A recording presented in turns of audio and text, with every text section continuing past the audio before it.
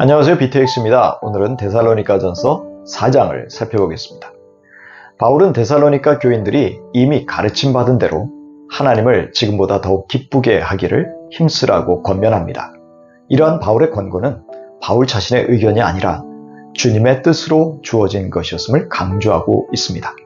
따라서 데살로니가 성도들은 바울의 가르침을 하나님의 가르침으로 알고 순종해야 했습니다. 그 가르침들은 첫째, 거룩함을 추구하는 것입니다. 거룩함은 하나님의 부르심의 목적을 위하여 구별되어 순결해지는 것을 뜻합니다. 그래서 성적인 범죄인 음행을 멀리해야 했습니다.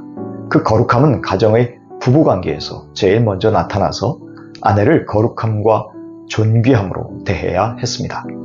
데살로니가의 이방인들은 성경의 기준과는 너무나 동떨어지게 거룩과 도덕심의 원리를 따르지 않았습니다.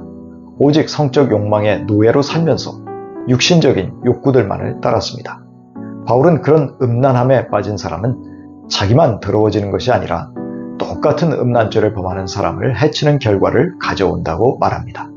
그래서 바울은 하나님이 음란죄를 저지르는 사람을 징벌하실 것이라고 경고하고 있습니다. 왜냐하면 하나님이 우리를 부르신 목적이 음란한 더러움에 빠져 살게 하시려는 것이 아니라 거룩함에 이르는 것이기 때문입니다. 그러나 만일 이 경고를 저버린다면 그 사람은 성령을 주신 하나님을 저버리는 것이 됩니다. 성도들의 몸은 이제 하나님의 성령이 거하시는 성전이기 때문입니다. 둘째, 바울은 데살로니가 성도들이 이미 형제 사랑을 잘 실천하고 있기에 더 말할 필요가 없다고 합니다. 하나님이 직접 이들이 서로 사랑하도록 가르치셨기에 이들은 마케도니아 지역의 모든 교회들에게까지 그 사랑을 펼치고 있었기 때문입니다. 그러나 바울은 그들에게 더욱더 형제들을 사랑하라고 권면하고 있습니다. 셋째, 바울은 데살로니가 교회가 조용하게 살기를 힘쓰라고 권면합니다. 다시 말하면 자기 일에 전념하라는 것이지요. 자기 스스로 가족들을 돌보고 필요한 것을 얻기 위해 열심히 일하라는 것입니다. 그것이 믿지 않는 주위 사람들에게 품위 있는 삶이면서 누구에게도 의존하지 않는 성도들의 올바른 삶의 자세임을 교훈하고 있습니다.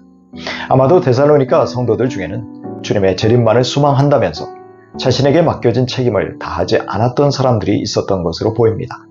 그러나 그것은 재림을 소망하는 성도의 올바른 모습이 아님을 지적하고 있는 것이지요.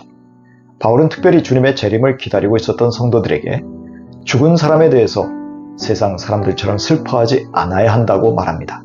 그 이유는 예수께서 죽은 자들 가운데서 살아나셨던 것처럼 하나님이 예수 안에서 잠든 자신의 백성들을 예수와 함께 데리고 오실 것이기 때문입니다. 즉 예수님께 속한 사람들에게 죽음은 마지막이 아니라는 것이죠. 바울은 주님의 말씀임을 전제하면서 주님이 오실 때 살아남아 있는 우리가 결코 이미 죽어 잠들어 있는 사람들보다 결코 앞서지 못할 것이라고 단언합니다. 주님은 재림하실 때 크게 호령하시는 사령관의 위엄 있는 모습일 것이라고 말합니다.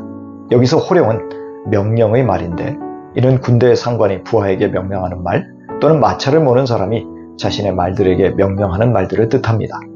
또한 주님이 천사장의 음성으로 임재하실 것인데 그는 미가엘입니다.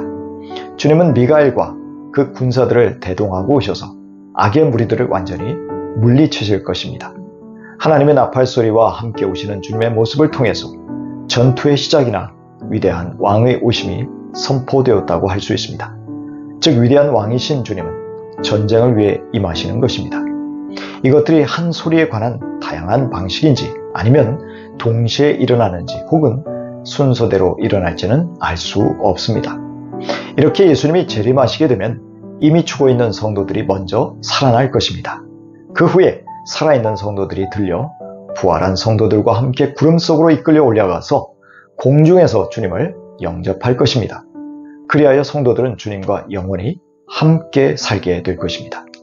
바울은 성도들이 이 가르침을 따라서 서로 위로하라고 권면하였습니다. 요컨대 그리스도 안에서의 죽음은 마지막이 아닙니다. 언젠가 그들의 영혼이 주님의 음성을 듣고 일어나 공중에서 주님을 만날 것이기 때문입니다. 그리스도 안에서의 죽음은 예수님 안에서 누리는 영생의 첫 시작일 뿐입니다.